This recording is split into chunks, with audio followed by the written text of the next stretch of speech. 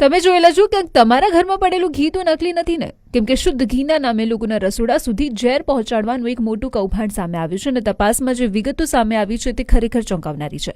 અહીં કોઈ ગાય કે ભેંસનું દૂધ નહીં પણ સોયાબીન ઓઇલ અને વેજીટેબલ ઓઇલનો ઉપયોગ કરીને ઘી બનાવવામાં આવતું હતું. આ તેલની અંદર ઘી જેવી સુગંધ આવે તે માટે ખાસ પ્રકારના કેમિકલ એસેન્સ ભેળવીને તેને શુદ્ધ ઘી તરીકે બજારમાં વેચવામાં આવતું હતું. આ સમગ્ર કૌભાંડ સુરતમાંથી સામે આવ્યું છે અને પોલીસે સ્થળ પરથી 319 કિલો ભેળસેળ્યું ઘી અને 856 કિલો સોયાબીન તેલનો જથ્થો કબજે કર્યો છે.